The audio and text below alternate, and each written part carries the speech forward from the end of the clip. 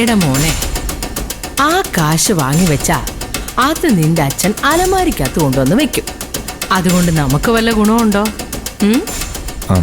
ഗുണമുണ്ടോ? അത് ശരിയാ. ആ എടാ, ഈ ഹേമ ഒന്നും കാണാതെ അല്ല ആ കാശ് വേണ്ടാന്ന് പറഞ്ഞ. ആ കാശ് നമ്മുടെ കയ്യിൽ തന്നെ വരും. അല്ല, അതിനാ കാശിന് അവള് പോയില്ലേ? ഇനി എങ്ങനെ വരാനാ? അയ്യോ എടാ, അതിനൊക്കെയുള്ള വഴിയുണ്ട്. അതെ, ഞാൻ പതുക്കെ നിന്നോട് എടാ,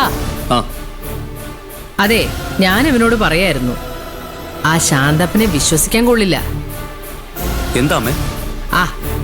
ആ ചാരു തുണിക്കച്ചവടം ചെയ്തു വെക്കുന്ന കാശല്ലാമേ ആ ശാന്തപ്പൻ കൊണ്ടുപോയി കള്ളു കുടിക്കുകയാണെന്ന്. ഇതൊക്കെ നിന്റെ അച്ഛൻ മുമ്പേ പറഞ്ഞ് ഞാൻ കേട്ടിട്ടുള്ളതാ. ആ, അത് ശരിയാമ്മേ. കാക്കോത്തി ഇപ്പൊ പൈസ ഒളിപ്പിക്കുന്നേ ശാന്തപ്പ മാമന്റെ പേഴ്സിലാ. സ്വന്തം പേഴ്സ് മാത്രം ശാന്തപ്പ മാമ നോക്കില്ല. അതൊക്കെ ശരിയാ.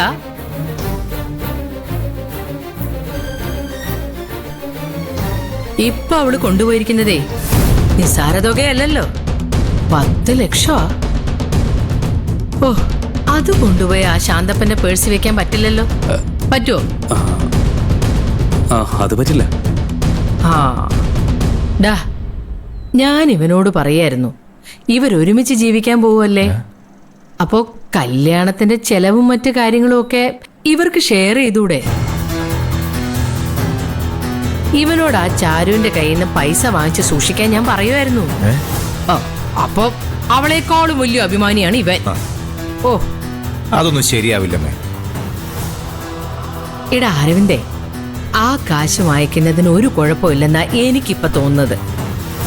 ആ കാശ് വേറെ ആരുടെ അല്ലല്ലോ, നിങ്ങളുടെ തന്നെ അല്ലേ? അവളുടെ കല്യാണ ആവശ്യങ്ങളൊക്കെ നിനക്കൂടെ നടത്തി കൊടുത്തൂടെ?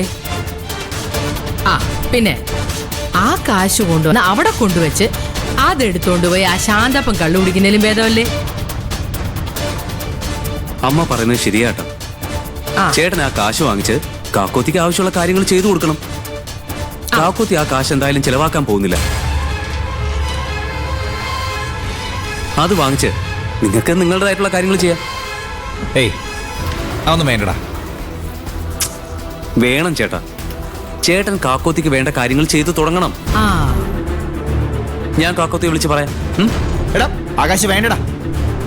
ചേട്ടൻ ഒന്നും പറയണ്ട, എല്ലാം ഞാൻ നോക്കിക്കോളാം. കേട്ടോ? മോശമായി. കണ്ടോടാ, ഇങ്ങനെ വേണം കാര്യങ്ങൾ നടത്തിയെടുക്കാൻ. പഠിച്ചു വെച്ചോ, ഇനി ആവശ്യങ്ങൾ വരും. എന്റെ അമ്മേ, സമ്മതിച്ചു. സമ്മതിച്ചേ പറ്റൂ.